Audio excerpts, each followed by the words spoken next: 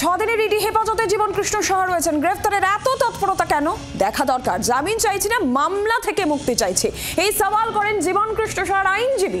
পাল্টা ইডির আইনজীবীর দাবি, জীবনকৃষ্ণ মূল চক্রী, নগদে কিংবা ব্যাংক অ্যাকাউন্টে টাকা জমা নেওয়া হয়েছে, স্ত্রীর ব্যাংক অ্যাকাউন্টেও টাকা জমা পড়েছে, দাবি ইডির আইনজীবীর। আর এ প্রসঙ্গে দিলীপ ঘোষ বিজেপি নেতা, তার কি বক্তব্য শুনবো।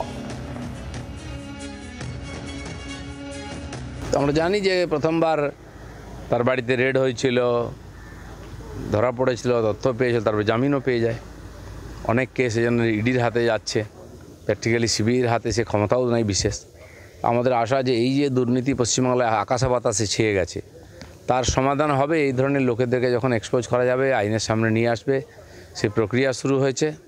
সেজন্য হয়তো আগে যারা বেঁচে গেছিল তারা হচ্ছে বেঁচে গেছি, বাঁচাটা সহজ হবে না, আরও কড়াকড়ি হবে, আরও তথ্য সামনে আসবে, আর তখন হয়তো পশ্চিমবাংলার রাজনীতি কলুষমুক্ত হবে। বাংলার আওয়াজ, বাঙালির আবেগ, জি 24 ঘন্টা।